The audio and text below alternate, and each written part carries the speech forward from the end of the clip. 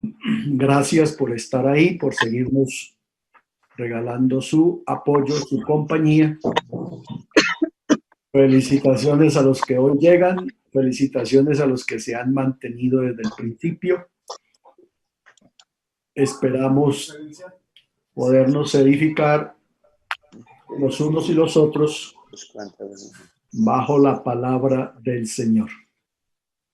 Vamos entonces a orar para que el Señor, como siempre Él sabe hacerlo, nos bendiga, nos dirija y podamos ser de bendición para todos, que podamos crecer en el conocimiento, que podamos ampliar el conocimiento y la expectativa que tenemos de la palabra de Dios. Así que vamos a ponernos en las manos del Señor, permitir que Él nos dirija, permitir que Él nos bendiga, permitir que la palabra de Dios pues haga en nosotros para el que Él ha enviado, que la obra del Señor se desarrolle en nosotros. Vamos a dejar que el hermano Wilder Parra, hermano Wilder, nos regale amén, hermano, y nos pongamos todos en las manos del Señor. Dios les bendiga, compañeros. Vamos a orar al Señor. Soberano Dios, te damos gracias, Señor, en esta tarde, bendito, por tu misericordia, Señor, por tu amor, oh Dios, por permitirnos, Señor amado, escuchar, Señor, tu palabra, Señor, aprender cada día más, Señor. Te pido, Dios, que use a nuestro hermano Rodrigo Muñoz a favor de cada pastor, de cada ministro, Señor. Capacítanos, Dios, queremos aprender, Señor, tu pueblo, tu iglesia. Estamos en tus manos santas, Señor. Úsalo en el nombre de Cristo Jesús de Nazaret. Amén. Vale, amén. El capítulo 16, el verso 1 dice: oí una gran voz que decía desde el templo a los 7 ángeles: id y derramad sobre la tierra las 7 copas de la ira de Dios. Apocalipsis 16, 1, capítulo que es donde pues nos corresponde entrar en el día de hoy. No sin antes pues invitarles a hacer el ejercicio acostumbrado. Vamos a hacer el recorderis de la clase pasada para que podamos continuar con el hilo escatológico conductor y no nos quede esta clase aparte, sino que podamos seguir haciendo pues ese hilo. Así que si alguien me quiere ayudar con algo de lo que vimos hace 8 días, puede hacerlo. Amén, mi hermano. Comenzamos con la visión del acto final de la serie de 7.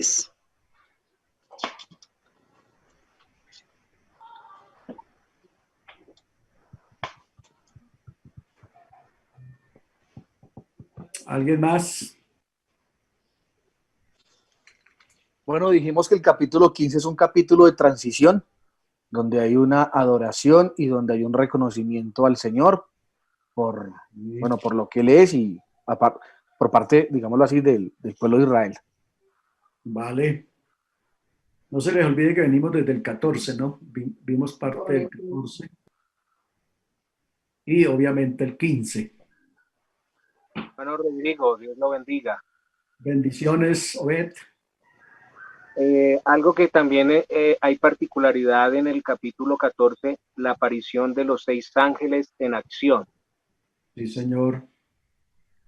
Vimos 6 ángeles en acción en el capítulo 14 a partir del versículo 6.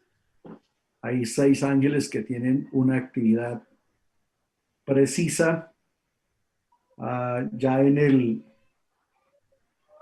casi en el cierre pues del paréntesis. Acuérdense que estamos en un paréntesis desde el 11:15. Desde el 11:15 estamos en un paréntesis hasta el 16. Ok, ¿algo más dijimos? La sentencia contra la gran ramera, hermano, del versículo 11 hasta el 15. Sí, vimos la sentencia de la gran ramera en el verso 8 del capítulo 14, ¿verdad? Sí, sí, señor. Ok. Y también el ángel que hace advertencia contra los que no se dejan marcar. El ángel que da la voz de consuelo, la voz de alerta. Sí, Hermano, y también se empieza el evangelio de juicio, donde ella la sentencia de la gran ramera. Capítulo 6, 14, el verso 7, sí, señor, ¿vale? Amén. Ok, ¿alguien más? Señor, también en el capítulo 14, el verso 15, la orden que se da de cegar la tierra, donde hablamos de que se vendimia, aunque tiene la palabra tierra, no es a Israel, sino que se vendimia a todos los enemigos, los invasores en ese momento, los cuales son pisoteados en el lagar de afuera de la ciudad. Ok, entonces estamos ahí en una de las descripciones más completas que hace Juan de Armagedón. Sí, señor.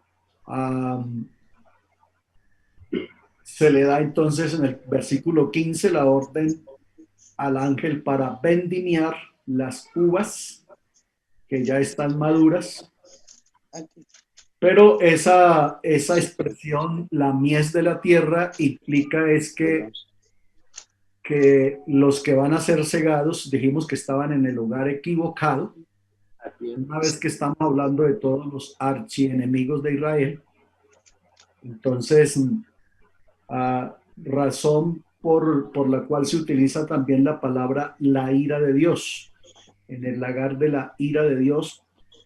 Eso implica entonces que obviamente no estamos hablando ni de la iglesia, y tampoco estamos hablando de Israel, sino de los enemigos de la nación de Israel, ¿vale? ¿Alguien más? ¿Cuál? El 15.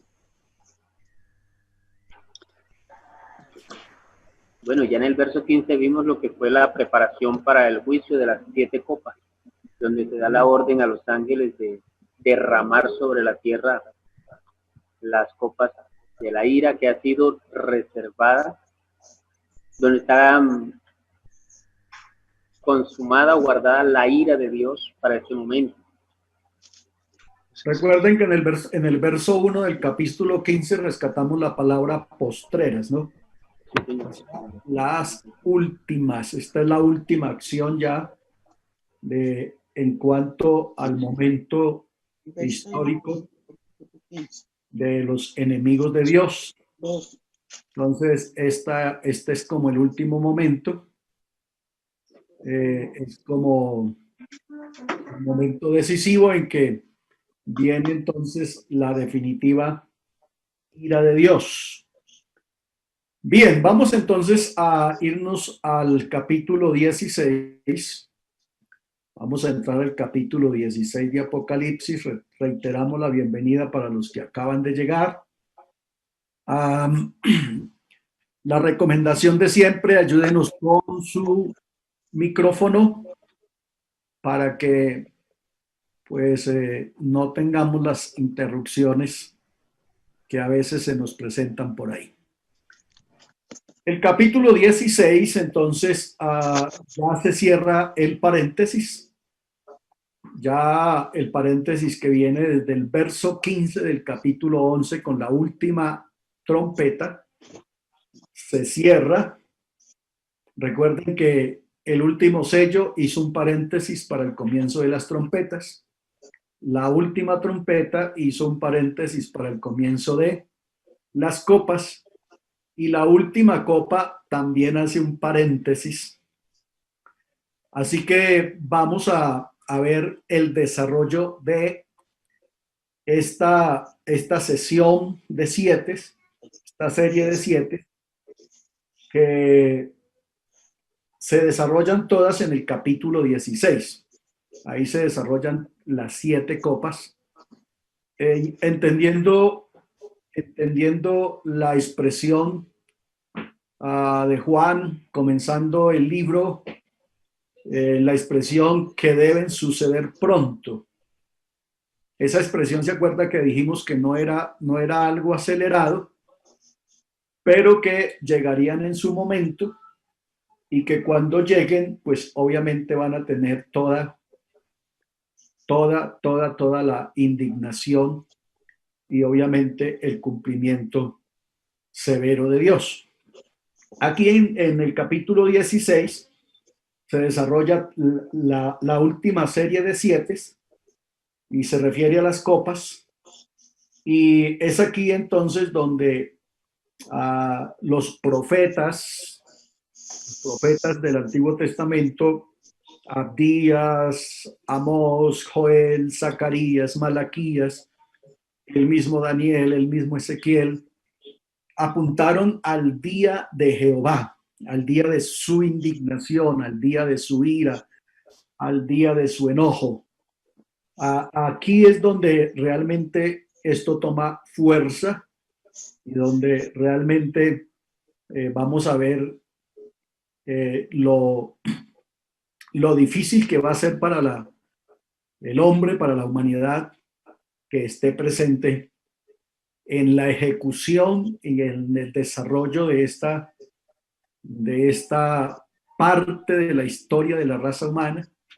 Ya estamos bien, pero bien avanzados sobre el final de la gran tribulación y muy próximos a la segunda venida de Cristo.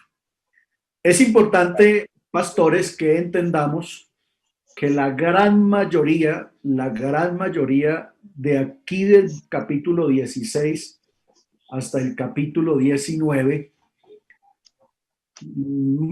pero muy alto porcentaje de esta parte del libro de Apocalipsis ha de entenderse literalmente. Buena parte, o sea, un gran porcentaje, yo creería que mucho más del 90%, ha de hacerse aplicación literalmente, porque estos ya son juicios reales contra la naturaleza, contra la creación, contra el hombre, contra el pecado. O sea, va a ser castigado el mundo entero en su entorno, desde las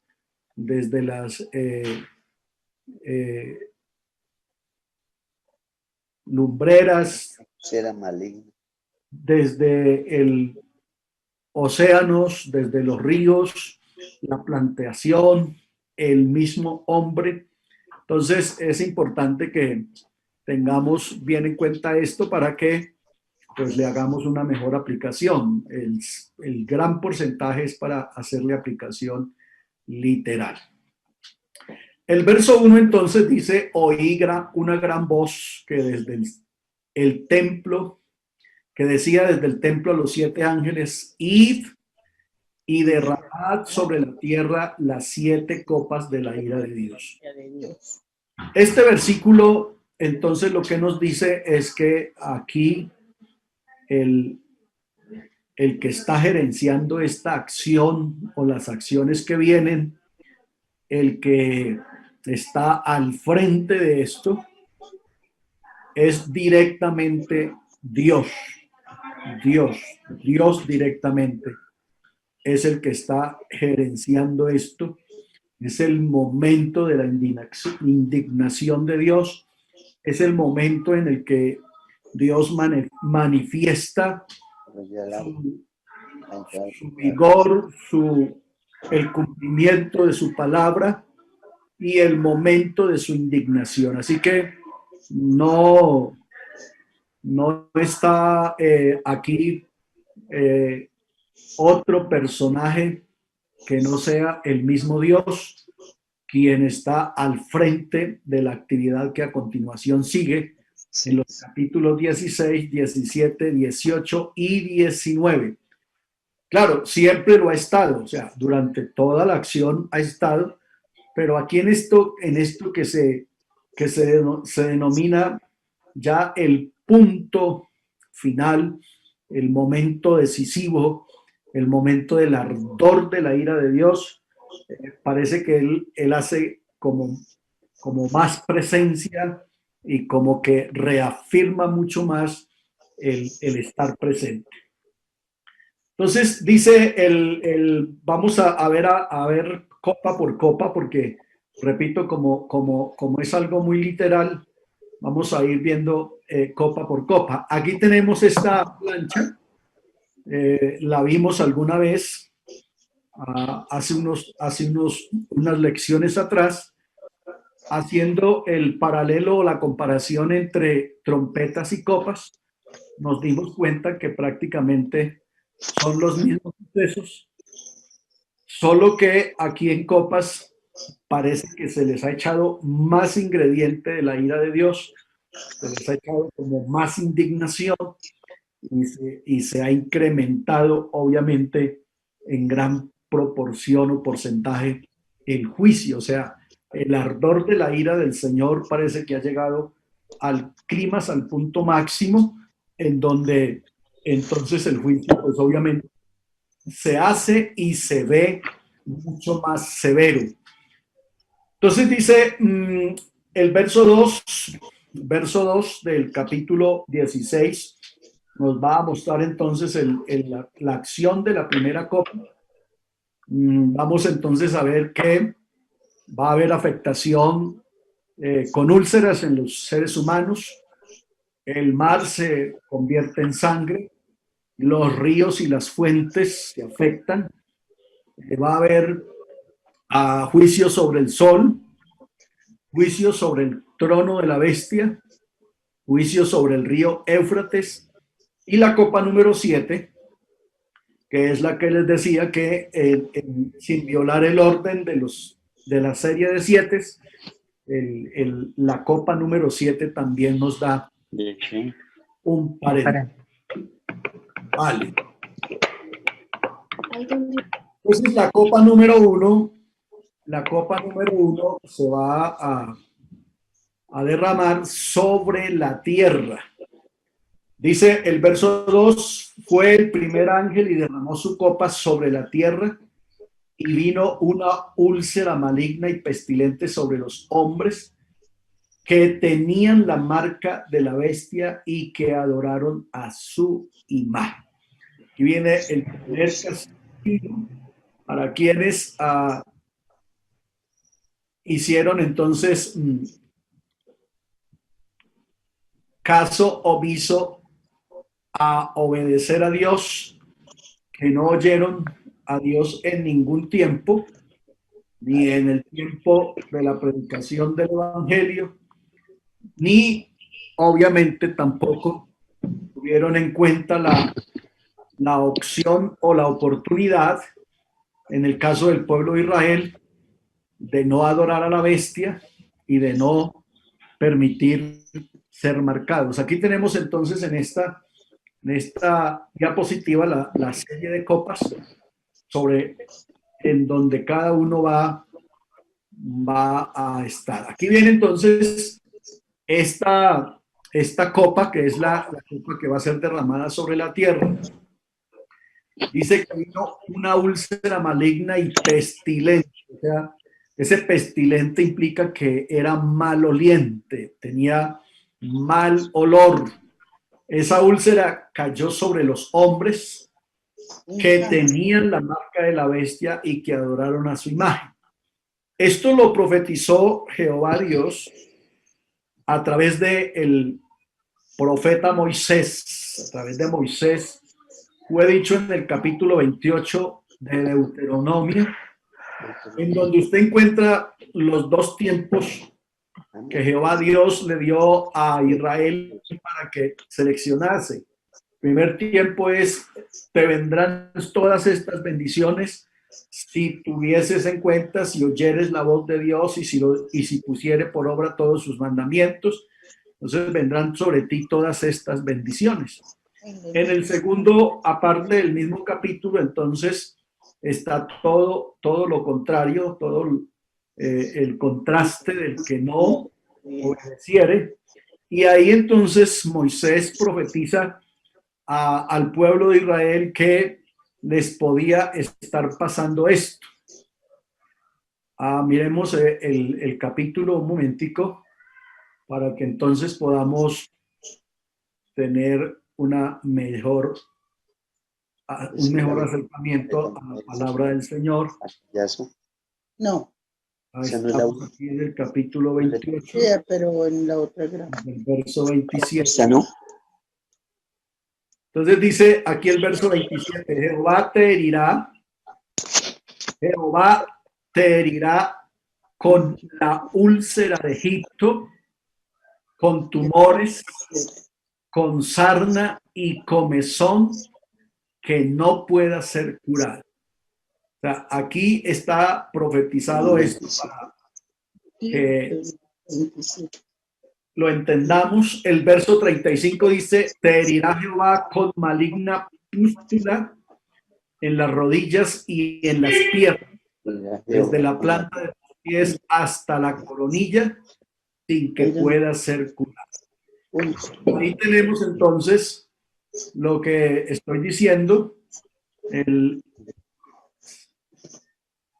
Moisés lo había entonces dicho que si el pueblo no obedecía, tarde que temprano, el que no obedece a Dios recibe la retribución de Dios, recibe entonces el castigo de Dios, porque el juicio está anunciado desde el comienzo. Pongo delante de ti la bendición y la maldición, la vida o la muerte.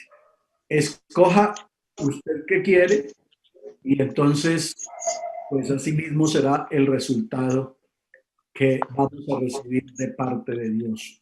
Entonces, hay aquí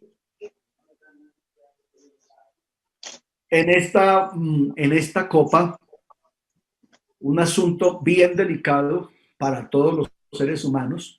Prácticamente lo veremos más adelante. Prácticamente los seres hermano humanos. Rodrigo, qué pena, es que hay dos micrófonos abiertos y están interrumpiendo harto, hermano, y no perdemos el hilo de lo que usted nos está diciendo. Ok, es el hermano Isidro Muete León. El hermano Isidro Muerte León, es la hermana Dana R, que no sé quién será, para que nos colaboren. Por favor. Gracias. Por favor, seamos un poquito más diligentes con el micrófono para que así no molestemos a los compañeros. Entonces aquí el hombre prácticamente se va a podrir vivo, se va a descomponer, va a entrar en estado de putrefacción estando vivo. El profeta dice que se les caerán o se les sumirán sus ojos en sus cuencas, se les deshará su lengua en su boca. El hombre va a entrar en un estado terriblemente caótico. Estamos hablando en sentido literal. Aquí ya espiritualizar esto es casi imposible. Estamos hablando en sentido literal. El hombre prácticamente se va a podrir en vida. Entonces, aquí viene el derrame de la primera copa y afecta directamente a los hombres y les trae pues estas úlceras que son muy parecidas o por lo menos el evento me parece que tienen mayor fuerza y mayor acción aquí, pero el evento tiene que ver con algo que pasó en el pueblo de Israel. La segunda copa entonces va a ser derramada sobre el mar y su se convierte en sangre, o sea, más hediondez, más hedor, más muerte, porque obviamente los seres vivos del mar, las cantidades de seres vivos y de diferentes clases de animales que hay en el mar, pues si este se convierte en sangre, pues obviamente todos van a morir. Y dice el versículo, y murió todo ser vivo que había en el mar. La sangre de por sí tiene un olor que no es agradable, y cuanto más esta que está contaminada de tanto animal que va a tener que morir. Eso hace entonces que el mundo esté pues en confusión. Me imagino, y con seguridad la navegación se va a ver muy interrumpida, porque pues nadie querrá navegar en un mar que está compuesto o convertido en sangre. Eso pues va a afectar obviamente el comercio, las exportaciones, los intercambios nacionales e internacionales. El mundo va a entrar en un caos terrible, terrible, y eso es lo que se llama entonces el ardor, el día de algazara, el día de tinieblas, el día de nublado, el día de lloro, el día de angustia, porque dice la Biblia que ni lo ha habido, ni lo habrá jamás. O sea, no ha pasado esto. En Egipto fue como una cuota inicial, de lo que aquí realmente va a vivir la humanidad, del momento, de ese momento preciso de la gran tribulación. El río Nilo en tiempo de las plagas de Egipto se convirtió en sangre, y ustedes, los que han leído esa porción, recuerdan cómo se lamentaba el pueblo de Egipto, pueblo egipcio, porque obviamente ese era el río que les proveía a ellos no solamente para beneficiarse de sus aguas, de sus corrientes, sino que también era el que regaba o el que riega sus cultivos, sus tierras, y le permitía entonces, pues obviamente, a aprovecharlo y disfrutar mucho del caudal y de la fuente del río. Pero una vez que este se convierte en sangre, pues en realidad es y tiene que ser muy complicado, que cuando tú abras el grifo, cuando abras la llave de tu lavamanos, de tu lavaplatos, pues lo que empiece a salir es sangre. No me imagino cuál sea la reacción de la gente, de uno, si llegara a pasar eso. No sé cuál sería la reacción, cuál sería la actitud, cómo actuará la gente en ese momento.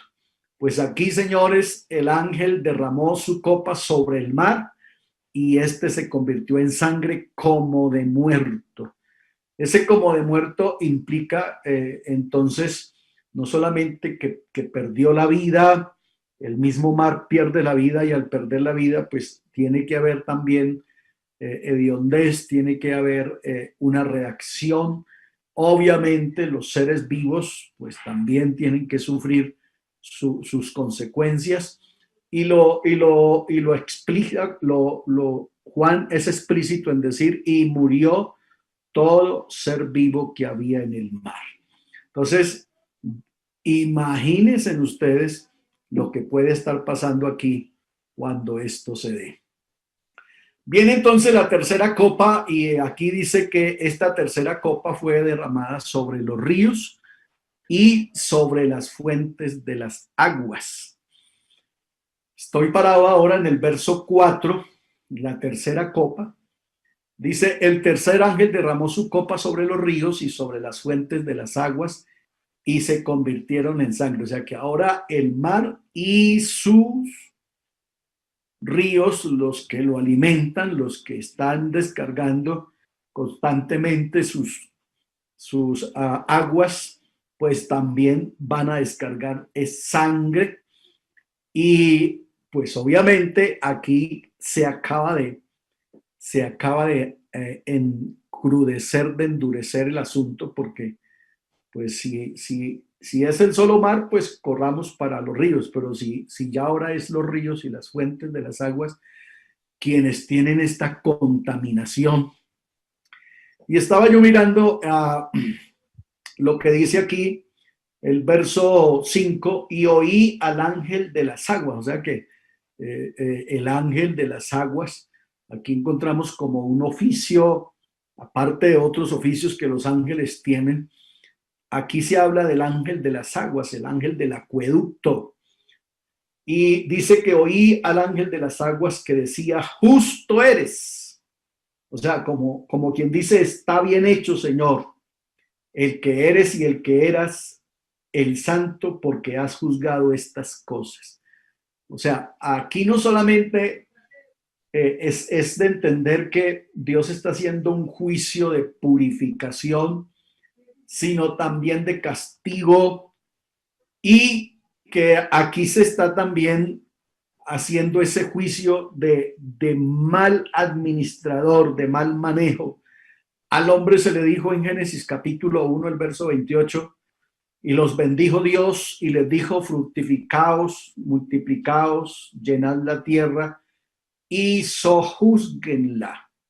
Sojúzguenla, o sea, cuídenla, gobiernenla bien, administrenla bien. Pero el hombre se ha adueñado de la tierra y ha administrado mal los recursos naturales que Dios le proveyó. Y aquí Dios está haciendo, repito, no solamente juicio contra el pecado, no solamente está haciendo una purificación de la maldición de Génesis capítulo 3, para que la tierra pueda ser redimida de la maldición que se tuvo que proferir en Génesis 3, sino que al hombre se le está llamando a cuenta, se le está pidiendo cuenta de su mala administración.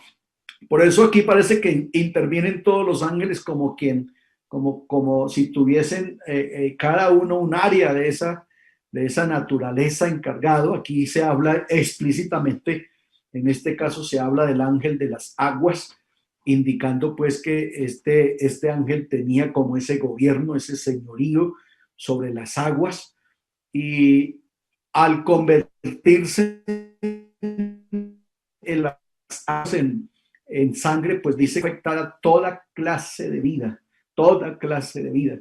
Y mire cuál es la razón, donde radica y donde se pone base a este juicio de sangre sobre el mar y de sangre sobre los ríos y las fuentes. Verso 6, por cuanto derramaron la sangre de los santos y de los profetas, también tú les has dado a beber sangre, pues se lo merece. Aquí Dios está vengándolo todo, ¿no?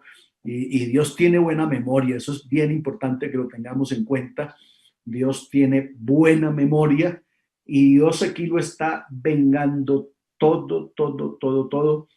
El verso 7 dice también, oí a otro ángel que desde el altar decía, ciertamente, Señor Dios Todopoderoso, tus juicios son verdaderos y justos. Pareciera que los ángeles, me da a mí la impresión, y permítame divagar aquí un poquito, pero me da a mí la impresión que los ángeles están como coreando, como diciendo, sí, Señor, castíguelos, déles duro, hágales, porque ellos le hicieron a su pueblo, le hicieron a sus santos, ellos se hicieron aullar a su pueblo, así que hágale, que nosotros estamos de acuerdo. Más o menos es como la impresión que me da a mí.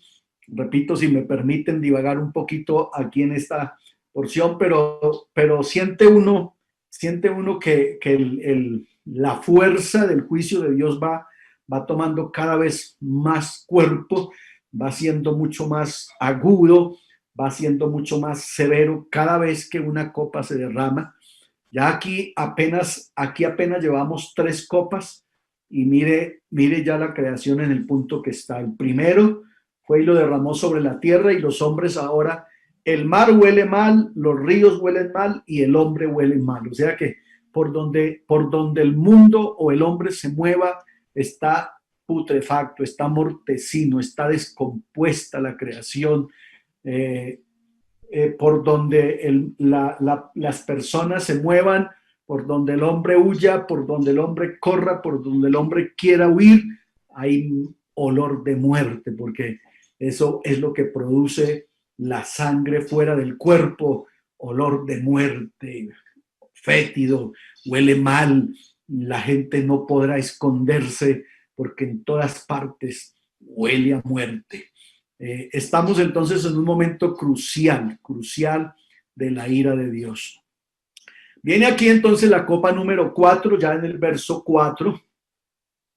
El verso 8 dice: el cuarto ángel derramó su copa sobre el sol, el cual fue dado quemar a los hombres con fuego. El cual fue dado quemar a los hombres con fuego. Ya que aquí es donde se cumple la profecía de que el sol va a calentar 7 veces más de lo acostumbrado. Aquí el sol pareciera que se corrió millas, cantidades de millas hacia la tierra, o parece que la tierra se arrimó al sol, o parece que capas de ozono se quitaron, pero aquí el sol va a calentar. Uno oye hoy gente diciendo que el sol ya está calentando 7. Eso no es verdad. Eso no es verdad. Aquí realmente estamos hablando de calor como de un horno, de calor ardiente, de calor que realmente es insoportable. El Evangelio de Lucas habla de eso y se ubica precisamente en ese momento de la segunda venida. Evangelio de Lucas capítulo 21, el verso 25. Lucas 21, 25 dice: entonces habrán señales en el sol, la luna y las estrellas, y en la tierra angustia de la gente, confundidas a causa del bramido de la mar y de las olas.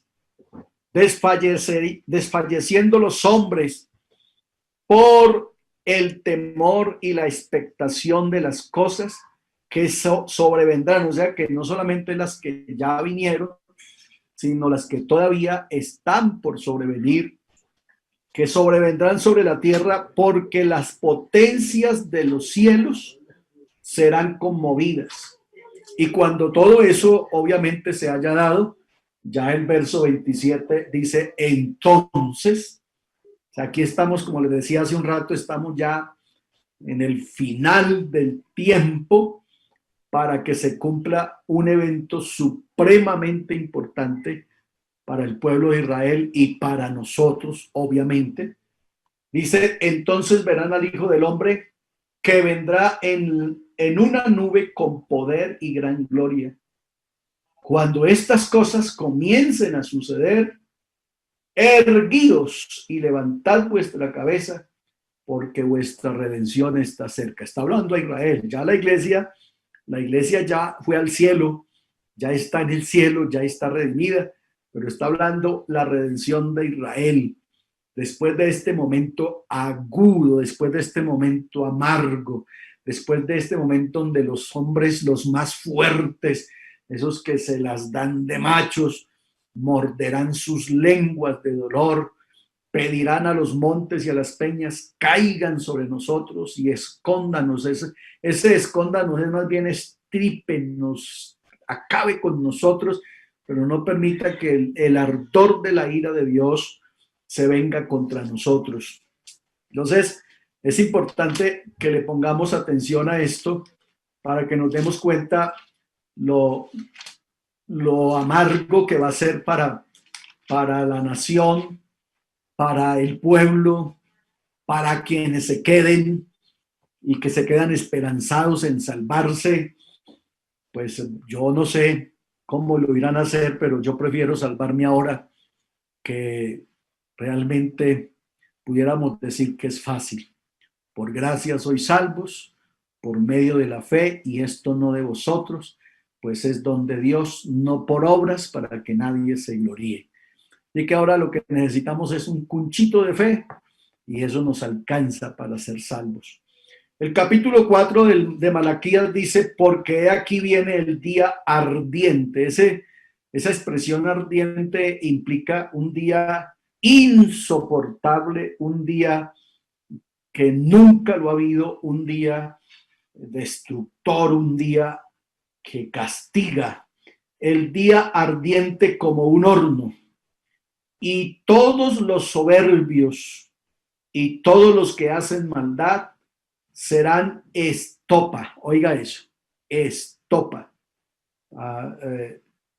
Los que saben o conocen el elemento, lo que es una estopa, y eso frente al fuego, realmente es nada, es simplemente combustible.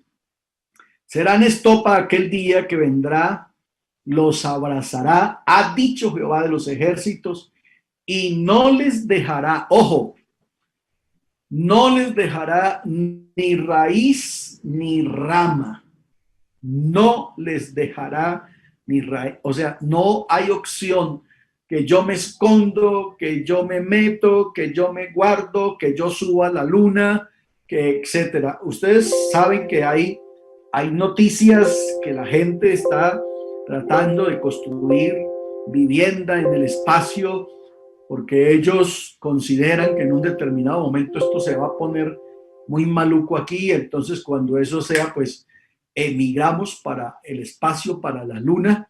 Su Biblia dice, no les dejará ni raíz ni rama. Y el mismo Señor dijo, si te subes a la luna, de allí te bajo. Si te vas para allá donde se meta el hombre, ahí está Dios, porque Dios lo llena absolutamente todo. Pero mire esta esperanza maravillosa para el pueblo de Israel.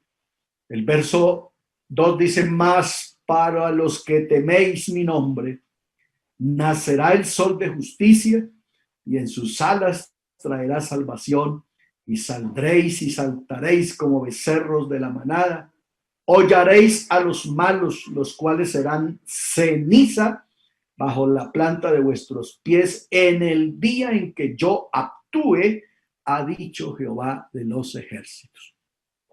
Entonces, aquí en estos dos versículos, en estos tres versículos, ustedes se dan cuenta que se da la expresión varias veces el día. Estamos hablando del día de Jehová, el día en que el ardor de la ira, en que el juicio de Dios se da, y se da para castigar al malvado, al pecador, al enemigo del pueblo de Dios, a los que hicieron guerra contra los hijos de Dios durante toda la historia, para castigar a ese imperio político y religioso que maltrató, que destruyó y, como dice, que se embriagó con la sangre de los santos, y para destruir el imperio de la muerte, para destruir al mismo diablo y para purificar y liberar a la tierra, a la creación de la maldición del pecado. Viene ese juicio ardiente, y es ahí entonces donde el hombre pues va a tener que lamentar no haber creído en esto que nosotros hoy sí creemos. Viene la trompeta número 5. Esta es la la copa número 5 es la copa sobre el trono de la bestia. Este es el quinto ángel. El quinto ángel derramó su copa sobre el trono de la bestia y su reino. Aquí yo creo que como que nos da cierta alegría, aunque nosotros no lo vamos a vivir y no somos los que lo estamos viviendo ahí, pero siente uno como cierta tranquilidad, cierta paz, y su reino se cubrió de tinieblas y mordían de dolor sus lenguas. Mordían de dolor sus lenguas. Aquí la bestia entonces está siendo prácticamente destronada, derrotada, quitado pues de su lugar arrancado, de su lugar, para que no siga haciendo daño, para que no siga engañando, para ser puesta obviamente en su lugar según Apocalipsis 19 y 20. Aquí la bestia entonces tiene que asumir su derrota, tiene que asumir que hay un Dios en el cielo que domina, que tiene toda la autoridad y que Él es el Rey de Reyes y que Él es el Señor de Señores y que por encima de Él no hay nadie. Que Dios a veces permite cosas y las permite por tiempo con propósitos definidos. Ustedes recuerdan que cuando llegamos al capítulo 11, el verso 1 y el verso 2, prácticamente ahí se le dio a la bestia la acción sobre el pueblo de Israel, cuando se le da la orden de medir el templo y los que adoran en él, y se dice el patio de afuera no lo midas porque ha sido entregado a los gentiles para ser hollado 42 meses, 1260 días. Entonces ahí se le estaba otorgando, se le estaba dando la libertad a este señor llamado la bestia o el dragón para que actuara y derrotara, porque la Biblia dice que se le permitió hacer guerra contra los santos y vencerlos. Obviamente esos santos, es importante que se tenga siempre claro que esos santos no es la iglesia, esos santos es Israel. Entonces aquí ya no se le está dando más tiempo, aquí ya se le acabó. Por eso hice énfasis en la expresión que hay iniciando el capítulo 16. Ahí hay una expresión muy bien que dice: ya el tiempo se agotó, el tiempo se acabó, el tiempo no es más, hasta aquí llegamos. Así que es importante que entendamos aquí qué está pasando. Aquí entonces ya Israel hace rato se dio cuenta que ese no es el Mesías. Y ahora viene entonces la destrucción, la ruina para la bestia y para su trono. Hay una expresión ahí un tanto extraña que dice: su trono se cubrió de tinieblas. Entonces eso es como más o menos decir como una luz negra. Se cubrió de tinieblas el trono de la bestia. Eso indica que los que antes la estaban viendo con propiedad, que lo estaban adorando, que le estaban dando su voto de confianza, que lo estaban siguiendo, ahora entonces se dan cuenta lo equivocados que estaban. Lo más seguro es que ya es demasiado tarde porque el juicio ya está encima. Pero aquí lo que está diciendo ese se cubrió de tinieblas. Entonces es más o menos lo que pasó con la plaga de tinieblas en Egipto. Ustedes recuerdan que mientras que el pueblo de Dios, y otra vez aquí se repite lo mismo, mientras que para el pueblo de Dios, según Zacarías capítulo 4, mas para vosotros nacerá el sol, luz, nacerá el sol de justicia y en sus alas les traerá salvación. Es como decirles: a ustedes se les abre el mar rojo, pero para ellos va a estar cerrado. Entonces aquí el versículo 10 en la quinta copa está anunciando lo mismo. Mientras que nace una luz de vida, una luz de esperanza, una luz de salvación, el sol de justicia está por aparecer otra vez, porque ahí ya estamos a pasitos del capítulo 19, el verso 11. Entonces aquí vuelve Israel, toma esperanza cuando ve las tinieblas en este gobierno, en este reinado. Mientras ellos tienen tinieblas espesas que se pueden palpar, para el pueblo de Israel hay una luz de esperanza. Ellos podrán estar muy maltratados, podrán estar muy mal heridos, podrán estar moribundos, pero tienen una luz de esperanza. Tienen una luz que les alumbra, tienen una luz que les dice que viene un día como cantamos nosotros muchas veces, habrá un mañana mejor. Aquí esa luz ya ellos la alcanzan a divisar, ellos se alcanzan a dar cuenta que este Señor que los engañó, ahora su trono se viste de tinieblas, hay confusión, esas tinieblas implican que él mismo está confundido, él mismo ahora se quedó sin piso, se quedó sin agenda, se quedó sin propuesta, se quedó sin plan, porque la mano de Dios, acuérdense, en la piedra cortada, no con mano de hombre, de la imagen de Daniel capítulo 2, ahora está en acción. Esa piedra, pues obviamente es el Señor Jesucristo que está en acción y que viene para desmenuzar, para aplastar y para acabar entonces todo el sistema del anticristo y por supuesto el sistema de la bestia que está, de la mujer que está sentada sobre la bestia escarlata, y pues para traer la esperanza de vida al pueblo de Israel. Muy bien, ¿cómo vamos hasta ahí, amados? Amén. Bien, hermano. Amén. Bien, hermano. Sí, amén, bien. No se están quemando ni nada, no, están bien tranquilos ahí. Excelente, excelente. Hermano Rodrigo. Gran asombro. Gracias a Dios, ahí sí. Hermano Rodrigo, una preguntita. Vamos bien. Dale. Hermano Rodrigo, una pregunta. Hermano. Dale. Hermano Igor, dale, bendiciones. Bien, hermano Rodrigo, esta parte que me está hablando usted, ¿eso es finalizando la gran tribulación? Sí, ya estamos prácticamente en los últimos momentos de lo que es la gran tribulación, al punto que aquí ya la bestia está prácticamente siendo desenmascarada, no porque el pueblo de Israel se haya dado cuenta, sino porque Dios mismo ya la está poniendo en evidencia.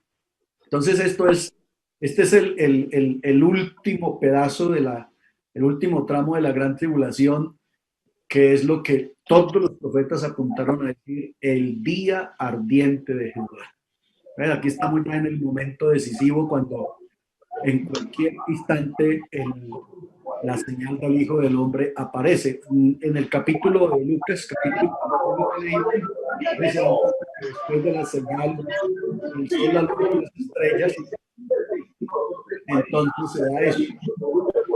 Hermano Arturo Belandia. Amén, hermanito Rodrigo, es para comentarle algo. Gracias por su amabilidad y su enseñanza. Pero ayer precisamente hablaba con alguien, pues de pronto no va a dar el nombre, que también trabaja, dice la escatología, y me decía que después del levantamiento de la iglesia, que iban a haber una cantidad de salvos en medio de la tribulación, y que después de los 144,000 iba a haber otra gran cantidad de gente salva. Y yo le preguntaba, ¿y qué evangelio se les va a predicar? Y yo, no, pues la Biblia no lo registra, pero van a haber muchos salvos. Entonces, pues yo estaba mirando que hay mucha como confusión en muchos hermanos, y pues le daba gracias a Dios por lo que estamos aprendiendo, hermano. Vale, amén, vale. Listo. Hermano Rodrigo. Con hermano Rodrigo, con hermano Hermes. Hermano Rodrigo, una preguntita. En la copa 4 sobre el sol, que dice que la copa será derramada sobre el sol, la pregunta es la siguiente: ¿de ahí para adelante el sol no dará más su resplandor o los días serán oscuros? Bueno, la Biblia habla de días de tiniebla, día de oscuridad, día de nublado, pero se refiere al mismo día, ¿no? Como a un lapso de tiempo en que obviamente va a haber oscuridad. Yo pudiera decirle que si el sol está siendo castigado, herido y esto, pues aquí no dice que va a ser oscurecido, sino que va a quemar más, va a calentar más. Cuando habla del sol se oscurecerá y la luna no dará su resplandor, es ya exactamente en el evento mismo de la venida del Señor Jesús, la segunda venida de Cristo. Ahí es cuando se habla de que habrán tinieblas, algo así como lo que pasó en la muerte, en el momento de la muerte de Jesús en el Calvario, que hubo tinieblas en la tierra. Pero aquí la cuarta copa no lo oscurece, sino que lo le da para que queme, para que caliente más, para que queme a los hombres, ¿vale? Amén, gracias, hermano Rodrigo. Bueno, ¿alguien más? Dame una pregunta, qué pena con usted. Vale. Uno entiende el día de la crucifixión que hubo tinieblas, pero ¿las tinieblas fueron en esa parte de la tierra o fue en toda la tierra? Mi concepción que tengo es que fue en esa parte de la tierra. Bueno, y de ser así, entonces ese evento que registra ahí el capítulo 16, entonces ¿va a ser en toda la tierra o será en una sola parte? Aquí sí estamos hablando de un juicio universal, o sea, aquí el capítulo 16 está hablando de un juicio universal, porque aquí el Señor viene a castigar la maldad de todos los hombres y todos los hombres perversos. Entonces, les estaba diciendo yo que tiene, como propósito el día de Jehová tiene castigar a los malos de todas las épocas y de todo el universo, la purificación o la liberación de la creación, o sea, que la creación sea liberada de la maldición del pecado. Por eso se está dando ese juicio no solamente en los hombres, sino también en la creación. Entonces es universal, el juicio aquí es universal, no es únicamente allá en Israel, sino que es universal. Por eso, pues para comprobar eso es castigado el sol, por ejemplo. Entonces el sol tiene que es universal, pues se afecta. El mar se afecta, las fuentes, todas las fuentes de las aguas se afectan. Ya, por ejemplo, vamos a ver adelantico en la copa 6, vamos a ver que ya se va a afectar específicamente un río del pueblo de Israel. Ahí ya es específico en eso. Pero aquí, hasta donde vamos, los juicios son universales. Gracias. Ok, muchas gracias, hermano. Vale. Ok, ¿puedo seguir? Sí. Vale, entonces vamos a... una pregunta. Señor. Estaba leyendo aquí el capítulo 8 de Apocalipsis. ¿Y qué diferencia hay entre la cuarta trompeta, versículo 12 del capítulo 8, y lo que se está viendo aquí en el capítulo 16, versículo 10, con el versículo 8 al 9? Porque vemos que en el capítulo 8, en el versículo 12, dice que el ángel tocó la trompeta y la tercera parte del sol fue herida. Y nos volvemos al capítulo 16 y dice que el ángel derramó su copa de ira y el sol al cual fue dado para quemar a los hombres. O sea, ¿hay algún efecto que pudo haber alterado la situación del sol? Sí, es que note que lo que hay que es como ponerle un poquito de sentido tanto a trompeta como a la copa. Entonces, note que la trompeta dice que el sol, la tercera parte del sol fue herida, ¿cierto? Y ya en la copa dice que derramó su copa sobre el sol. Entonces, en ambos términos lo que está diciendo es eso, o sea, tanto la copa como la trompeta están afectando al sol. Entonces, Dios puso leyes y puso estatutos en la creación. A los mares les puso límite y le dijo, de aquí no pasa, y su Biblia dice, y de ahí no pasa. Al sol el Señor le dio unos grados de temperatura para calentar el universo y hasta ahí se ha mantenido. Pero una vez que el sol es herido, entonces aumentó sus grados de temperatura, eso está en contra de la naturaleza de lo que Dios creó. Y si es que le bajan, pues igual, cualquiera que sea la afección del sol, o que caliente menos o que caliente más, en ambos sentidos afecta a la creación, porque Dios en su sabiduría física y química, porque Dios es todo eso, Él le dio la distancia exacta y el calor exacto para que la creación, para que la tierra, entonces se beneficiara de esos rayos y de ese calor solar, de tal manera que no haga daño. Pero aquí como lo afecta, o sea para que caliente más, o sea para que caliente menos, en ambos sentidos el sol está siendo afectado. Por eso la gráfica que les tengo ahí puesta, si la están viendo o no. Sí, señor. Medianamente.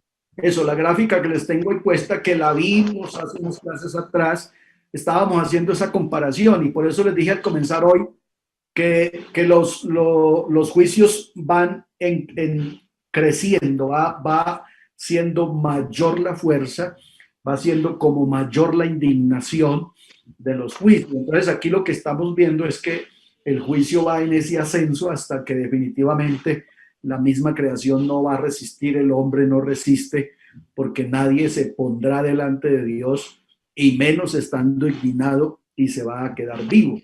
Entonces, eso es lo que está pasando, que tanto en la copa como en la trompeta, el sol fue alterado. Entonces, implica, en este caso ya de la copa, que es el juicio definitivo, esa alteración lo que implica fue que fue alterado para que calentara más, ¿ya? Y eso pues obviamente es lo que está haciendo entonces que el hombre y la creación pues ahora no va a aguantar y tienen que pues a soportar ese ardor de la ira de Dios con respecto a esa parte, ¿vale? Vale, muchas gracias. Aquí estamos en el mar, vamos aquí, la fuente de los ríos, y llegamos aquí en el sol. Entonces aquí el sol está como para asar arepas, hermano. Aquí está la cosa candente. Llegamos a la copa número 5 y dijimos que entonces aquí definitivamente el anticristo, la bestia, con su dragón, con su falso profeta, entonces ahora empiezan a recibir parte del juicio, porque el juicio definitivo de ellos es hasta Apocalipsis 19 y 20.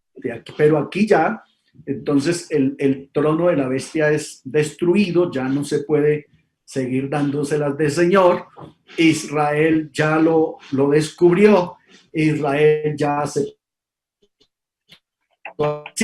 Y aquí también entonces esta copa, pues obviamente aplicando un juicio, o podemos ver este juicio en el profeta Isaías, en el libro de Joel, y bueno, hay cualquier cantidad de profecía con respecto a esto.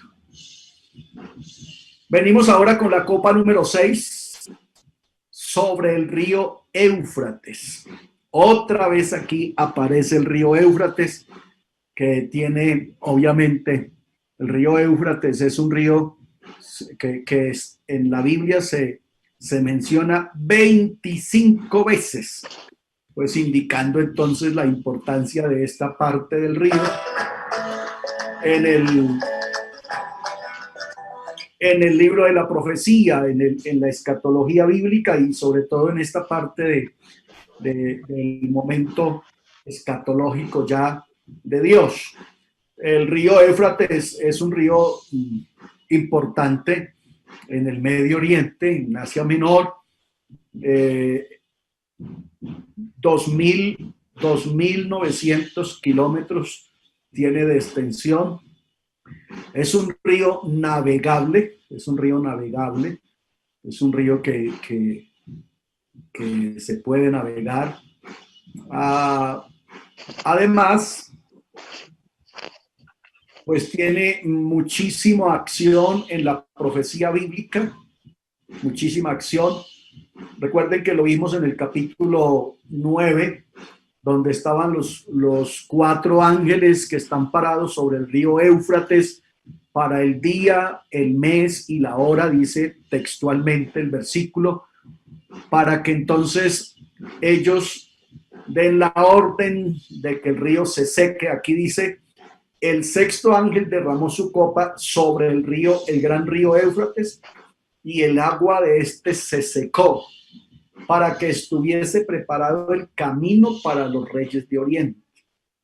ya, para los reyes de Oriente. Usted ya sabe, vimos una gráfica hace también unas clases atrás, que entonces vimos la invasión del norte, especialmente encabezado por Rusia y por la China, que vienen de la parte del norte y han de pasar aquí este río.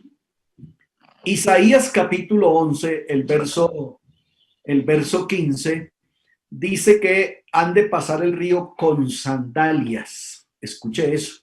Y este es un río de bastante agua, bastante hondo, pero el milagro se hará y la invasión del norte va a pasar el río con sandalias, porque vienen 200 millones de a pie, 200 millones de a pie que han de pasar el río con sandalias. Ya eso está profetizado, lo leímos en el 9:4.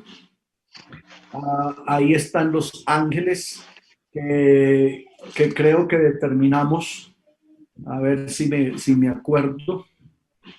No es 9:4, sino 9:14. Descendió el sexto ángel que tenía la trompeta. Desata a los 4 ángeles que están atados junto al río Éufrates. Y fueron desatados los 4 ángeles que estaban preparados para la hora, día, mes y año, a fin de matar a la tercera parte de los hombres. Y el número de los jinetes era 200 millones. Yo oí su número. Entonces, aquí estamos frente al evento que nos llamamos Armagedón. Otra vez se describe aquí la parte de Armagedón con el derrame de la copa. O sea, aquí, mientras que en el 9:4 todavía era algo que estaba por suceder, aquí ya es el acto, es donde se va a dar el acto, donde definitivamente el río Éufrates, yo les comenté que en la parte norte, en la parte alta del río Éufrates, queda Turquía, y Turquía construyeron una represa sobre el río Éufrates. Y a la hora que Turquía quiera secar el río Éufrates, simplemente lo que tiene es que ajustar las compuertas de la represa y el río Éufrates se seca de ahí hacia abajo. Eso ya está listo, o sea, solamente es que de la orden. Y ustedes se dan cuenta aquí en el capítulo 9, el verso 14, pues eso va a estar influenciado por un poder maligno que obviamente tendrá que ver con el deseo y las ganas que el diablo tiene de destruir al pueblo de Israel. Dije entonces que el río Éufrates se menciona 25 veces en la Biblia, indicando pues la importancia del río en el contexto bíblico y en el contexto apocalíptico. En el libro de Apocalipsis se menciona varias veces. Su extensión es un río bastante amplio, tiene 2.900 kilómetros y está ubicado pues obviamente en una parte estratégica. Está en la frontera oriental de la tierra prometida. O sea que cuando Jehová Dios le dice a Abraham, entonces le pone el límite del río Éufrates, o sea, hasta el río Éufrates, la parte oriental, que es por donde obviamente van a venir pues la invasión del norte, ¿vale? Entonces también está sobre la frontera oriental con Roma. Ustedes saben que hace parte, ese río hace parte pues o cubre buena parte de lo que nosotros conocemos como la media luna fértil. Entonces han habido muchísimos eventos sobre las riberas de este río y está por suceder creo que el más grande acontecimiento con respecto al río, y es que se va a secar, según Isaías 11, exclusivamente para que la invasión del norte pase. según Apocalipsis 16, va a permitir el paso de la invasión del norte, que como ya dice a Juan en el 9, es 200 millones que vienen de a pie por ese desierto, o pues en la infantería y en la caballería y todo lo demás. Así que ojo con eso, porque esta copa hace obviamente un apunte muy importante de lo que es esta profecía. Si me permiten, déjenme, yo les muestro aquí una gráfica. Tengo aquí una gráfica que puede ayudarnos a lo que estoy diciendo. Esto sería entonces lo que les estoy diciendo. Entonces, lo que ustedes ven en rojo encendido, sería lo que hoy llamamos los países comunistas, o más bien los aliados de Rusia y de China, o sea, los que realmente están compartiendo sus ideales políticos y que terminarían siendo la invasión del norte. Todo esto que ustedes ven, aquí está Venezuela, aquí está Bolivia, Ecuador. La parte azul rey es lo que se llamarían las naciones ovejas. O sea, los que son amigos hoy y han sido amigos siempre del pueblo de Israel, a esos pues se les conoce como el eje imperial. Los que están en rosadito, los que están en rosado, son los simpatizantes de la parte roja, de todo lo que es el comunismo. No están afiliados, no están aliados, pero tienen alguna simpatía y reciben algunos beneficios de estos. Así que ellos van a tener un momento en que tienen que decidir si se ponen todo rojo o se ponen azul. Y la parte azul, azul cielo, es entonces la parte que simpatiza y que de alguna manera recibe algún beneficio de lo que es el azul rey. Entonces, el azul cielo, que usted ve por todas partes también, ellos están simpatizando con esta parte que si lo llevamos al juicio de las naciones, esto sería lo que son las naciones ovejas, la parte azul, propiamente, entendiendo que el rosado y el azul cielo tienen que decidir, o se quedan aquí definitivamente o se quedan aquí definitivamente. Entonces, a estos que me estoy refiriendo cuando estoy hablando de Armagedón. Entonces, esto es lo que es naciones comunistas, netamente, y aquí pues obviamente, como se dan cuenta, está la China y Rusia a la cabeza, y tienen obviamente algunos que simpatizan en el resto del mundo, que están ahí y reciben algunos beneficios, reciben algunas prebendas. Lo mismo pasa con estos están definidos, pero también tienen unos simpatizantes, también esparcidos por todo el universo. Estos, tanto los rosados como los azul cielo, llega el momento en que tienen que definirse, o pues si no, entonces les va a pesar porque tienen que tomar una decisión, ¿vale? Quería mostrarles esa gráfica para fortalecer un poquito lo que estamos diciendo de aquí de el trono de la bestia y de lo que es la manifestación definitiva del anticristo, ¿vale? Entonces volvemos otra vez a nuestra gráfica de hoy.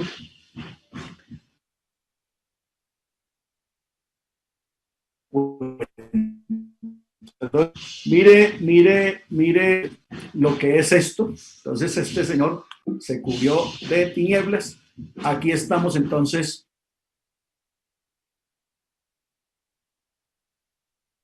río Éufrates. El río Éufrates entonces definitivamente pues va a sufrir ese ese juicio para poder entonces permitir que parte de esas naciones, de esa invasión que va para Israel, pueda llegar y pueda tener entonces obviamente su cometido. Ahí tenemos entonces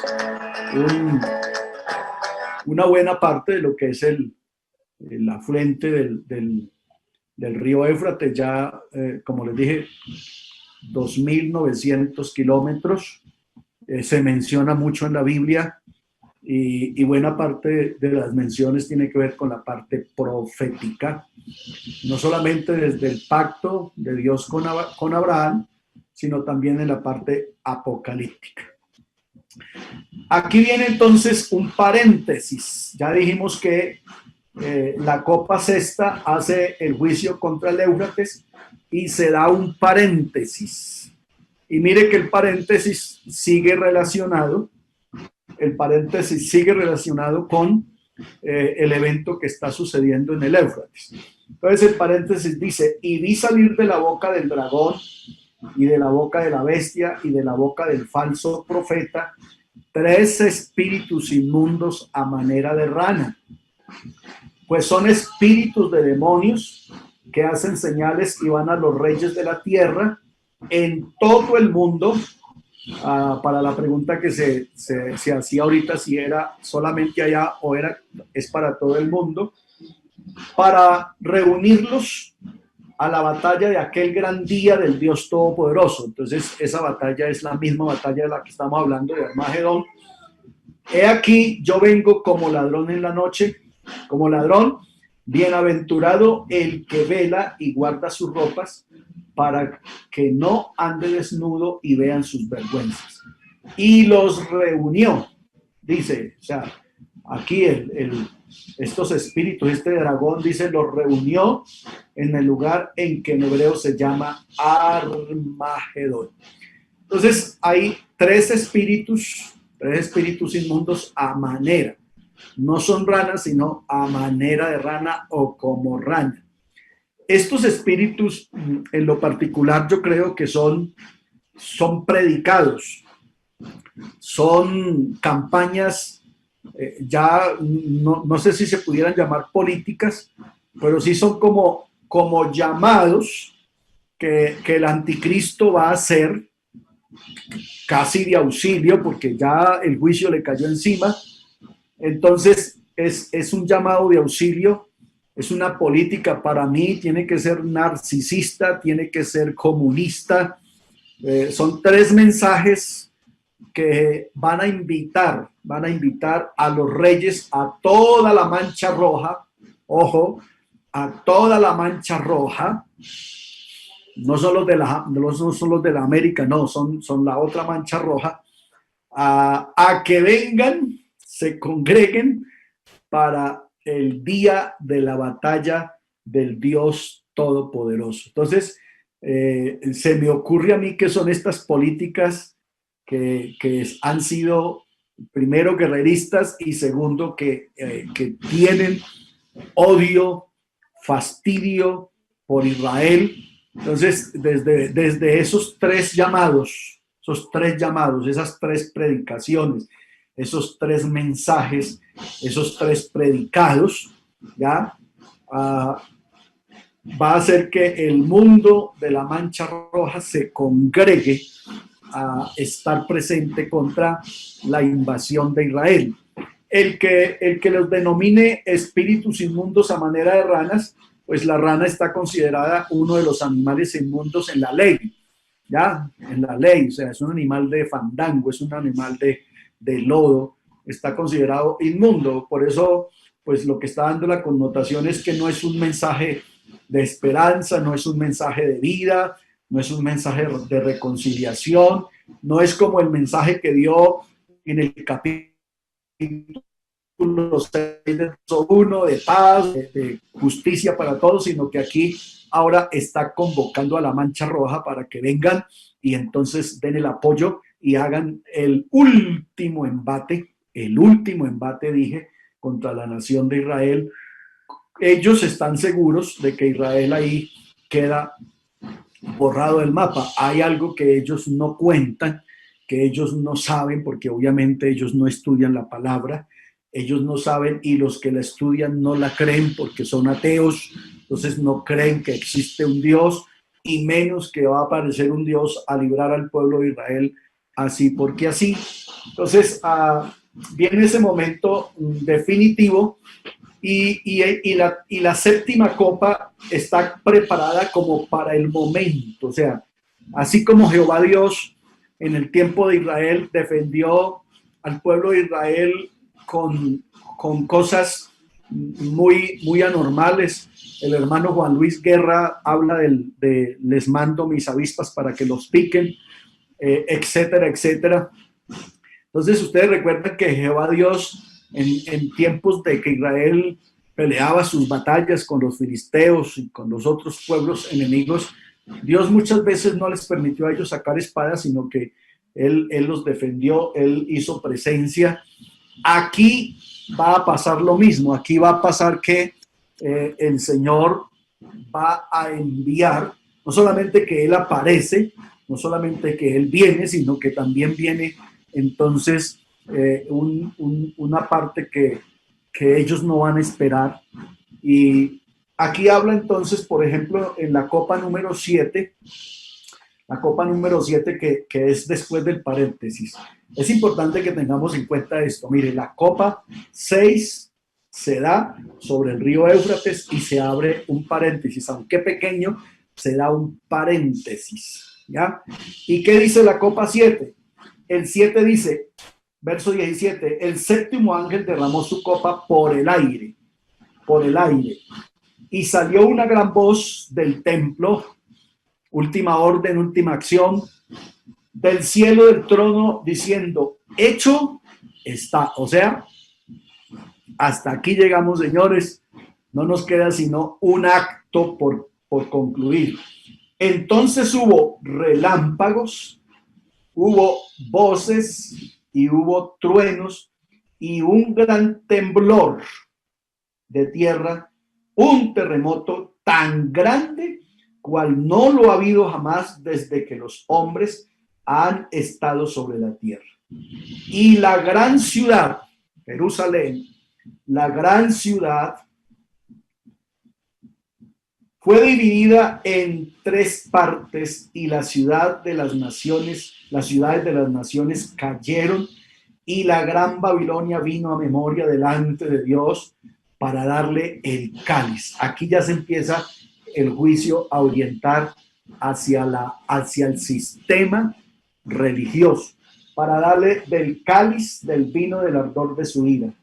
Y toda isla huyó, y los montes no fueron hallados. Y ojo a esto, mire esto, y cayó del cielo sobre los hombres un enorme granizo, como del peso de un talento, y los hombres blasfemaron contra Dios por la plaga del granizo, porque su plaga fue sobremanera grande. Entonces aquí se repite otra vez la plaga de Egipto, solo que en Egipto pues eran pepitas, era el granizo que tal vez nosotros conocemos aquí, era el granizo que tal vez nosotros hemos visto aquí, que pues, bueno, las últimas granizadas, una de las últimas, se dice que ya era un granizo bastante grueso y hubo mucha afectación. Imagínense que aquí este granizo tiene el peso de un talento. Si usted va a pesos y medidas, entonces el granizo estaría pesando aproximadamente 34 kilos. Aproximadamente 34 kilos. Si vas a pesos y medidas de la Biblia.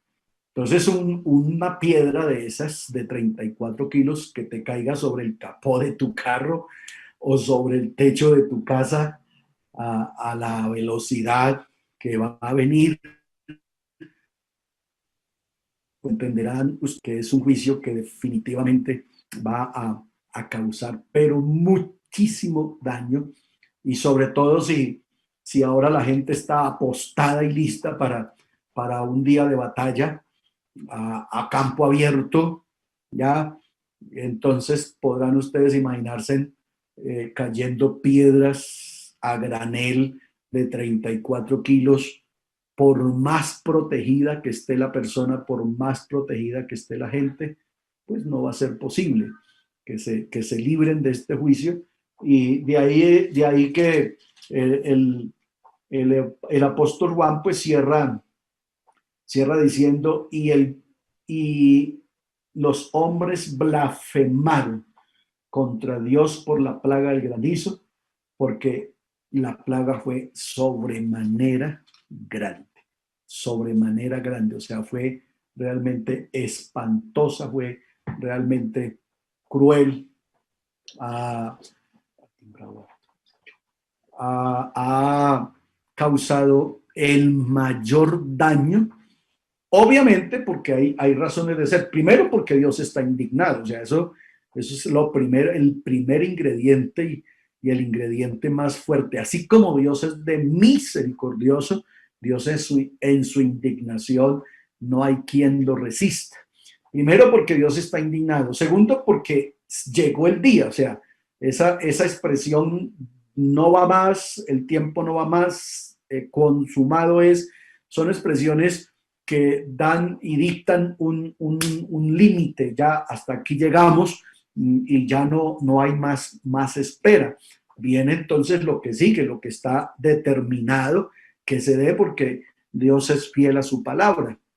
Entonces, el furor aquí del juicio, el ardor aquí del juicio y la intensidad del juicio, pues obviamente, como ustedes se dan cuenta, parece que cada copa como que le echan un ingrediente más, le echan una porción más de ira, una porción más de indignación, una porción más de venganza, porque es aquí donde la venganza de Dios está en ejecución. A eso fue que Pablo, o que el apóstol refiere cuando dice: no os venguéis vosotros mismos, amados míos, sino denle lugar a la ira de Dios, porque mía es la venganza, yo pagaré, dice el Señor.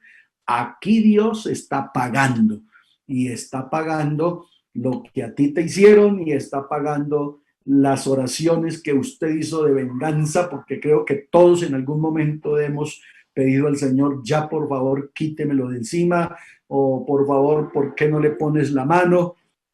Y pareciera que son oraciones no contestadas, pero ahí están. Y cuando lleguemos al capítulo 17 y 18, parece que esa venganza todavía se acrecienta más y se vuelve mucho más fuerte, porque ya vamos a encontrar en la ejecución del juicio a la gran ramera, que se le dice: denle a ella el doble de lo que les dio a ustedes. O sea, páganle el doble, pónganle doble porción de juicio, pónganle doble porción de ingrediente, porque entonces ella también a ustedes los hizo sufrir, también a ustedes los hizo llorar, a ustedes los hizo, como dice el profeta, aullar.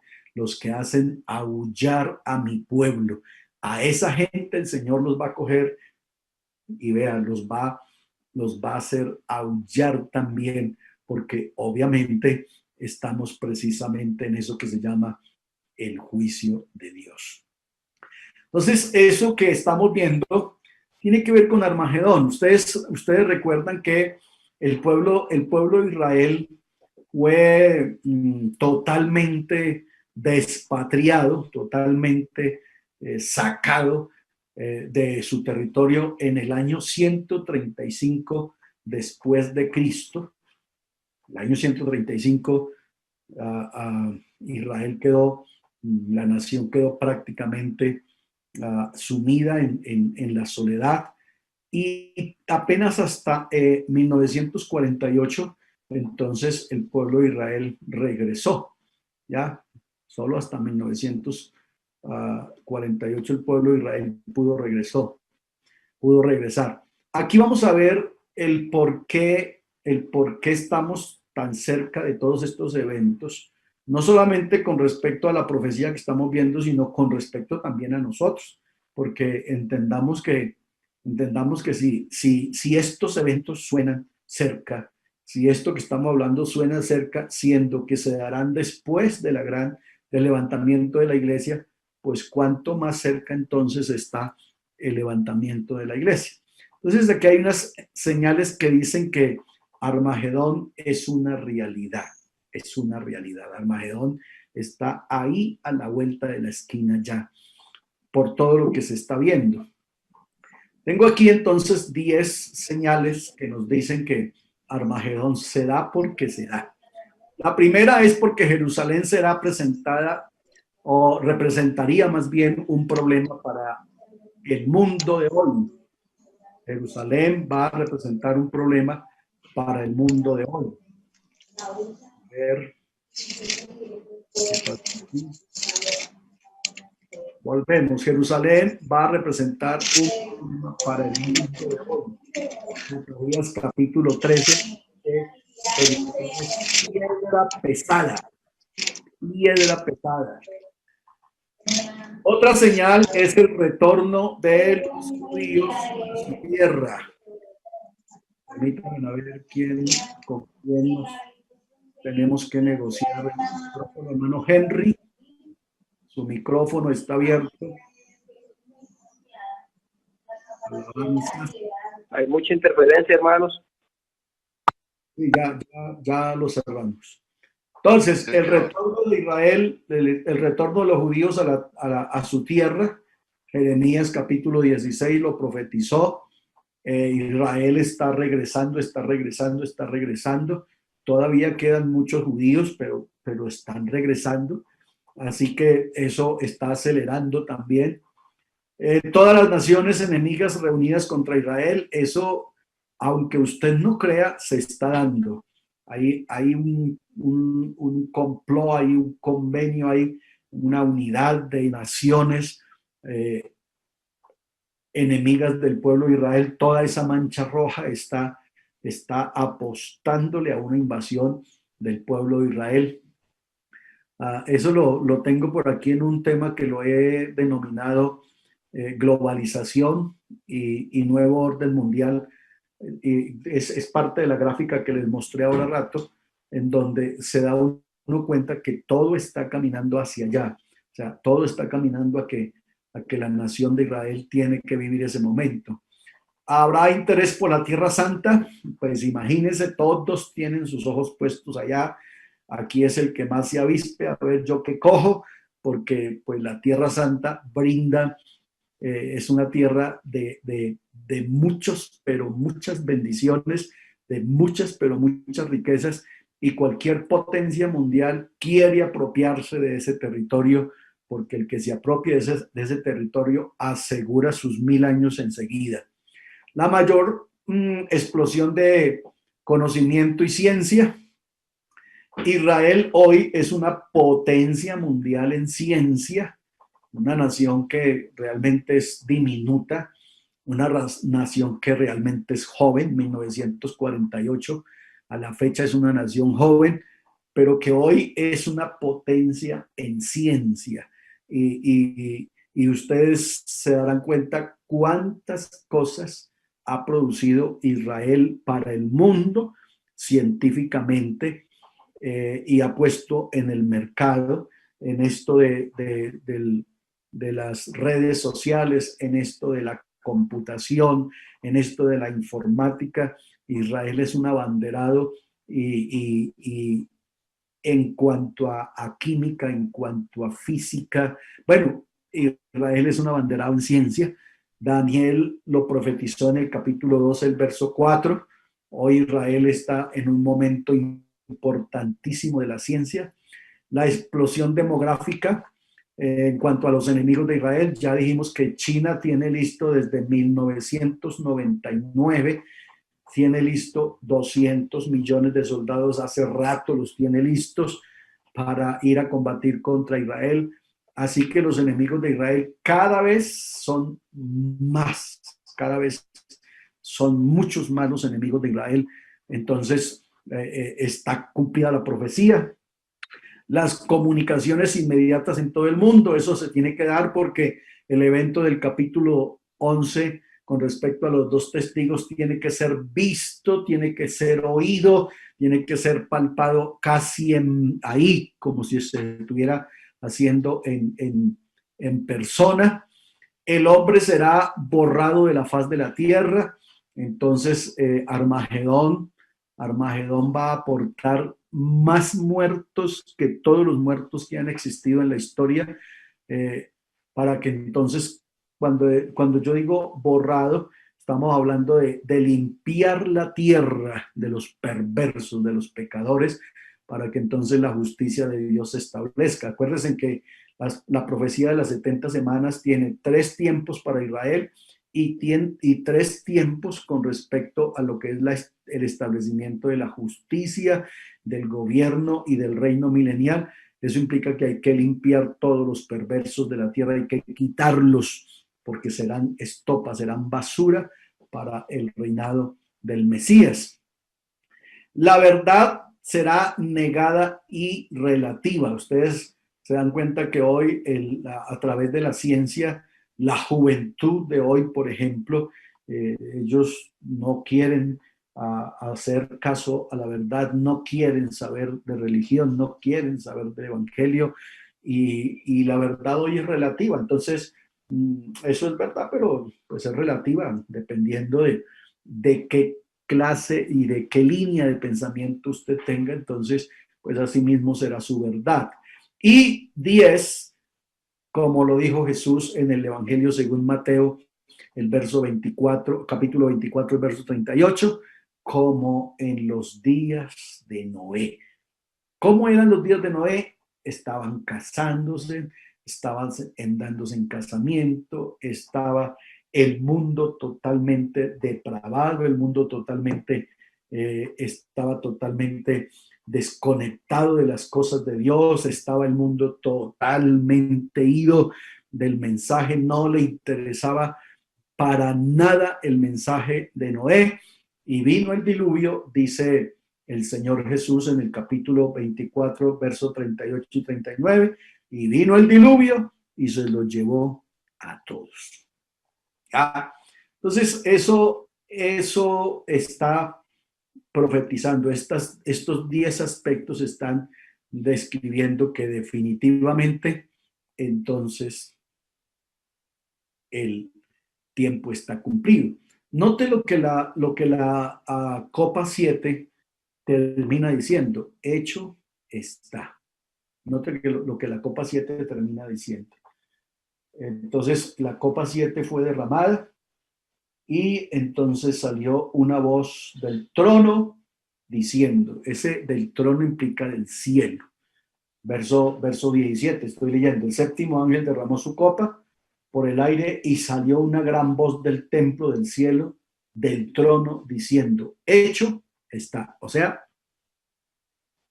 concluido todo el plan, tanto salvífico como de juicio.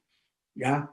Claro, entendiendo que quedan otros eventos que los iremos a encontrar más adelante, pero en cuanto a esto aquí, entonces esa serie, estoy hablando de esa serie de 7 sellos, 7 trompetas y 7 copas. Aquí en el verso 17 en adelante, el capítulo 16, Juan los está dando por concluidos. Es importante que entendamos que este evento de las copas involucra, o sea, tiene involucrado a lo que sigue. El capítulo 17 y el capítulo 18 están por dentro de la ejecución de esos juicios. El juicio de la ramera no es una cosa aparte, está involucrada ahí, solo que a Juan la va a mostrar aparte para hacer ver, primero, quién es la señora y quién es el sistema, y segundo, que Dios le da un trato particular a cada uno en cuanto al castigo. Así como a nosotros dice, pagará cada uno según haya sido su obra en cuanto al tribunal de Cristo, aquí en cuanto al castigo el Señor también personaliza el castigo, y por eso la señora la va a atender a ella solita con nombre propio y en una sesión aparte, porque creo, como dice la Biblia, se lo merece. Bendito sea el Señor Jesús. Listo, amados. ¿Cómo estamos? Bien, hermano, bien. Estamos muy bien, gracias a Dios. Hermano, Hermano Rodrigo. amable, Nos quedan me deja 10 leer la gráfica 2, por favor. Bien, hermano. Hermano Rodrigo, Señor. Dios lo bendiga, al hermano Pablo Torres. Pablito, bendiciones. Hermano Rodrigo tenía una inquietud desde su análisis. Sí. Sucede que los juicios de Dios, pues todos se van a dar en el tiempo de la gran tribulación, como usted lo ha desenglosado muy bien. El análisis es el siguiente. Sabemos que los juicios de Dios se van a derramar para la gente del momento, el Israel del momento, los gobiernos del momento, la naturaleza del momento, ¿sí? Mi pregunta o el análisis que quisiera que usted hiciera es, digamos, Israel ha sido subyugado en diferentes, es decir, todas las épocas de la historia, y el único juicio visible que se ve la intervención de Dios es el de Egipto, ¿sí? Entonces, pareciera, escuchándolo a usted ahorita, cuando dice da lugar a la ira de Dios, pues vamos a decir que fue en el momento que vivió Pablo, o bueno, el que le toca hoy. Pero la gente, digamos, de este entonces, o sea, toda la gente de hoy, el Israel de hoy, todo el tiempo de hoy, el tiempo anterior, porque parece que todo se concentrara es en la gente del momento, de allí del que llamamos el tiempo de la gran tribulación, toda la gente que está allí, la que le figuró el momento. ¿Podríamos analizarlo así? Sí, lo que pasa es que, a ver, ustedes saben que la existencia del ser humano, Dios la entregó o la dividió, si me permiten la palabra, por épocas, por dispensaciones, ¿ya? Entonces, desde la dispensación de la inocencia, la conciencia, el gobierno humano, la promesa, la ley, la gracia. Entonces usted ve que todas las dispensaciones han terminado con un juicio, todas, sin excepción. Todas han terminado con un juicio y ese juicio corresponde a ese lapso de tiempo, ¿ya? A ese lapso de tiempo. Entonces, aquí hay un juicio que se está haciendo una vez que estamos diciendo que terminó una dispensación, que es la dispensación de la gracia. Entonces, el juicio que aquí se está haciendo es el juicio de la dispensación de la gracia porque todavía no es el juicio final. El juicio final es el que sí va a coger a todo el mundo de todas las épocas y les va a pagar en el tiempo en que pecaron. Por eso Pablo, en el capítulo 2 de los Romanos, pone a esa gente a hacer ese momento en que no en que ahora están, sino en el momento en que vivieron para que ellos entiendan por qué viene el juicio. Pero en este juicio en que estamos es un juicio dispensacional. Entonces, como le digo, todas las dispensaciones cierran con un juicio, todas, porque ese juicio está indicando, primero, la justicia de Dios, segundo, la oportunidad de Dios para la salvación del hombre dentro de esa dispensación, indicando así entonces que el hombre tiene que buscar a Dios, el plan de Dios y la oferta de Dios dentro de ese tiempo, porque si se pasa ese tiempo, los antidiluvianos no se pueden salvar con el tiempo de la gracia, tienen que salvarse con la predicación de la época, con el mensaje de la época, con la oportunidad de la época. Nosotros no nos podríamos salvar con otra forma, sino con la forma de la gracia, porque nosotros hacemos parte de la gracia. El día que el Señor levante la iglesia, pues entonces la gracia se cierra, viene el juicio de la dispensación de la gracia. Entonces, eso es lo que estamos viendo aquí, un juicio que está representando toda una dispensación, o sea, un lapso de tiempo de más de 2000 años. ¿Vale? Hermano Rodrigo, Dios lo bendiga. Amén. Hermano Rodrigo, en Armagedón mueren solo judíos o también gentiles? No, Armagedón es para destrucción de las naciones gentiles enemigas de Israel. Por el contrario, es la defensa de los judíos. ¿Ya? Entonces, es un juicio, es destrucción para toda la mancha roja que vimos, que son todos gentiles. No, Rodrigo, no, Rodrigo. ¿Y los israelitas que mueren decapitados también mueren ahí? Perdón. No le copié la primera parte. Hermano Rodrigo, los que tienen que morir para ser salvos israelitas, ¿mueren también ahí o mueren antes? No, antes, porque es que esa es la persecución del anticristo a los judíos. Entonces ellos están muertos y están esperando la segunda venida de Cristo para resucitar ahí. ¿Ya? O sea que hay israelitas que no van, esos israelitas no van a ser salvos, los que en la guerra de Armagedón. Porque no, acuérdese que cuando vimos el capítulo 12, vimos que hay unos israelitas, una gran mayoría que les toca entregar la vida, les tocó entregar la vida, pero no todo Israel va a morir, Ustedes ven que dice que hay otra parte que huyó al desierto donde Dios le tiene preparado un lugar para 1260 días, o sea, prácticamente todo el tiempo en que van a estar en ese conflicto. ¿Ya? Entonces hay mucho israelita que va a quedar vivo, que no se dejó marcar, porque esa es la condición, que no se deje marcar, ¿ya? Y va a pasar ese lapso. Otros sí les toca entregar la vida. Hermano Rodrigo, para ubicarme bien o ubicarnos todos, o sea que estas copas también se derraman en ese tiempo de los 3 años y medio finales, ¿no? Correcto. Los 3 años y medio se dan a partir del capítulo 11. Y las copas se derraman, o sea, como dice hermano Rodrigo, dice la Biblia, en paréntesis, de la guerra de Armagedón, pero ahí se están dando el cumplimiento de las copas también. Sí. Vale. Hermano Rodrigo, no sé si el versículo de Zacarías, capítulo 13, verso 8, hará alusión como al número de los israelitas que se van a perder y los que se van a salvar.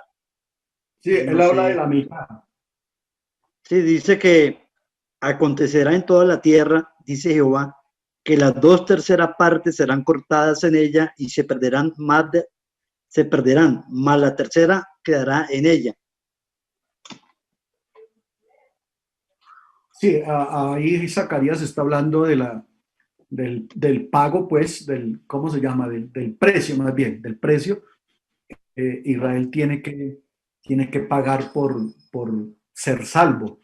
Entonces está hablando de unos, como le digo, de una gran mayoría que le toca entregar su vida, pero Juan en el capítulo 12 nos dejó ver también otro grupo que el Señor le permite huir al desierto, donde serán sustentados por prácticamente los 3 años y medio, lo dice claro ahí Juan, por 1260 días. Entonces, hay unos judíos que tienen definitivamente que morir y mueren por causa del testimonio de Jesús. Hay otros que logran escaparse y salvan sus vidas, pero igual creyendo y confesando al Mesías como su Salvador. ¿Vale? Hermano Rodrigo, una preguntita. Hermano Rodrigo, su merced decía que estaba profetizado en el libro de Joel. Una pregunta de pronto no es como sobre el tema tanto. La parte donde hablamos nosotros de Joel 2:28, donde habla del derramamiento del Espíritu Santo, pero está dentro de Joel, que seguidamente dice sobre el juicio de las naciones. ¿Eso es normal aplicarlo en este tiempo? Que lo he escuchado mucho. Eso se aplica desde Hechos capítulo 2. Los postreros días comenzaron capítulo 2, y ahí comenzó el derramamiento del Espíritu Santo y no ha dejado de derramarse hasta el día de hoy. y creo que no dejará de derramarse hasta que el Señor venga, porque pues, obviamente estamos en los postreros días. Hasta cuando terminen los postreros días, la profecía de Joel está vigente. Gracias, hermano Rodrigo. Misma. Listo, amados. Para mí, otra vez una enorme oportunidad y gratitud por estar ahí, por permitirnos presentar a ustedes la palabra del Señor. Gracias por su atención, gracias por su reverencia. Y bueno, les seguimos invitando para que continuemos en esta escuela. Así que de mi parte, muchas gracias, muchas gracias. Gracias por estar ahí, gracias por su atención, gracias por sus aportes.